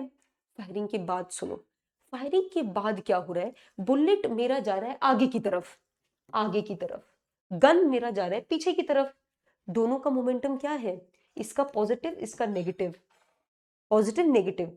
इसका अगर एम वी मान लो, बी कर देते हैं बुलेट, एम वी गन कर दो जी। इसका नेगेटिव है, इसका पॉजिटिव है, पॉजिटिव नेगेटिव जीरो हो जाएगा। अरे समझ आ गया मैम? नेगेटिव पॉजिटिव क्यों लगा रहे हो? याद रखना, momentum is a vector quantity. जब भी कोई चीज वेक्टर क्वांटिटी होती है तो मेरे को साइन को लेके बहुत ही क्लियर रहना पड़ता है, क्योंकि साइन जो है वो डायरेक्शन शो करता है कई बार, इसीलिए। ठीक है मैम, अब समझ आ गया आपको? इसका मतलब जब मेरा फायरिंग एक इवेंट, उससे पहले की मैं बात करूं, तब भी दोनों का मोमेंटम जो था M V G, M M V B कर देते हैं, इन दोनों का मोमेंटम को ऐड किया था तो मैंने क्या आया था? मेरा आंसर जीरो आया था। क्यों? क्योंकि ये तो छोड़ ही दो, मेरा वेलोसिटी दोनों का जीरो था, तो मेरा रियल आंसर क्या आया? जीरो। और आफ्टर द फायरिंग भी देखो, इसका मतलब ये जब दो ऑब्जेक्ट इंटरैक्ट करते हैं, उन दोनों का कलेक्टिव जो इनिशियल आपका मोमेंटम था वो फाइनल के बराबर होता है। This is what conservation of linear momentum is. Ma'am paper से रिलेटेड क्या है? मैम क्या ये डेरिवेशन इंपॉर्टेंट है? बिल्कुल नहीं, और मैं ये समझाऊंगी भी नहीं क्योंकि इंपॉर्टेंट ही नहीं है। मुझे आपको बस ये चीज दिखानी है कि ये देख रहे हो, मैंने इस डेरिवेशन में, मतलब जो मैं अभी आपको देने वाली हूं डेरिवेशन, उसमें मैंने सेकेंड लॉ का इस्तेमाल किया। ये देखो, मास इंटू एक्सिलरेशन, ये वेलोसिटी अपॉन टाइम एक्सिलरेशन ही तो होता है। यही नहीं, मैंने थर्ड लॉ का भी इस्तेमाल किया। ये देखो, दिख रहा है? इसका मतलब इस पूरे लॉ को डिवाइस करने में मेरे को सेकंड और थर्ड लॉ का इस्तेमाल लगा है। ये बात याद रखना, अभी याद दिलाऊंगी वापस। इसका मतलब जो मैं आपको समझा रही थी अभी तक, law of conservation of linear momentum, वो क्या कहता है कि भाई टोटल मोमेंटम दोनों बॉल्स के before the collision and after the collision, इन दोनों का जो आपका सम है वो इक्वल होगा। अब चाहे वो जीरो जीरो हो या कुछ और हो, इससे मुझे कोई मतलब नहीं है। हमने यहाँ पर बुलेट और आपके गन से समझा। अगर आपको वो नहीं अच्छा लगता, आप ये बॉल से समझ सकते हैं कि दो बॉल टक्कर खा के चले गए, पहले वो आराम से चल रहे थे, तो ये इनिशियल मोमेंटम है। टक्कर खाने के बाद क्या मोमेंटम है, उस समय भी हम देख रहे हैं दोनों बार मोमेंटम बराबर है। ठीक है मैम, तो ये बात करेक्ट है। मैम अब आप मुझे बताओ इसका मतलब क्या है? याद रखो, ये क्वेश्चन आ रखा है, जो principle of conservation of linear momentum है can be understood by second and third law of motion. और क्या ये बात गलत है? बिल्कुल नहीं। हम second law and third law के बिना क्या कंजर्वेशन के लॉ को इस वाले को समझ सकते हैं? बिल्कुल नहीं समझ सकते हैं। करेक्ट बात है मैम। और ये बात कॉन्सिक्वेंसेज ऑफ थर्ड, याद रखिएगा, कॉन्सिक्वेंसेज का मतलब होता है रिजल्ट। अगर ये जो पूरा मैंने आपको बताया, क्या ये दो ऑब्जेक्ट के इंटरैक्शन के ऊपर नहीं था? क्या ये एक्शन रिएक्शन नहीं दिखा रहा था? बिल्कुल मैम। तो ये बात दिमाग में रट लो कि एक्चुअली में ये law of conservation of linear momentum is nothing but third Newton's के थर्ड लॉ का एक रिजल्ट ही है, एक कॉन्सिक्वेंसेज ही है। और जब मैं आपको बता रही होंगी तब भी आपको ऐसा महसूस हुआ होगा कि हाँ यार ये तो थोड़ा लग रहा है कि अभी हमने पढ़ा है।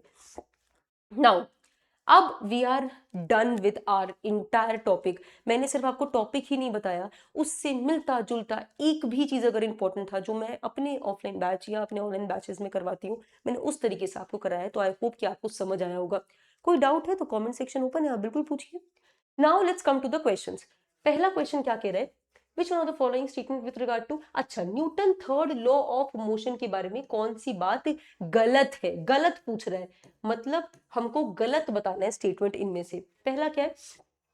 Force never occur singly in nature. क्या फोर्स कभी सिंगली अकर, फोर्स कभी भी सिंगली अकर नहीं करता? सही बात है यार, सही बात है। लेकिन हमको तो गलत स्टेटमेंट निकालना है, तो ये तो हम नहीं बोल सकते। आगे बढ़िए। When earth pulls a stone downwards, धरती जो है वो छोटे पत्थर को अपनी तरफ खींच रही है। बिल्कुल सही बात है। The stone exert a force on the earth, तो धरती अपने आप को खींच रही है, स्टोन भी धरती को खींच रहा है। क्या ये बात सच है? बिल्कुल सच है, ये भी सही है। आगे आइए। अच्छा इसको थोड़ा सा और समझ लो। धरती स्टोन को अपनी तरफ खींच रही है और स्टोन धरती को अपनी तरफ खींच रहा है। खींच तो दोनों रहे हैं, फोर्स तो दोनों लगा रहे हैं, सही है। लेकिन हमको तो स्टोन नीचे गिरता हुआ दिखता है, हमको धरती क्यों नहीं ऐसे उठती हुई दिखती? इसीलिए क्योंकि धरती का मास देखिए, धरती का मास देखो कितना ज्यादा है, इसका मास तो कुछ नहीं है।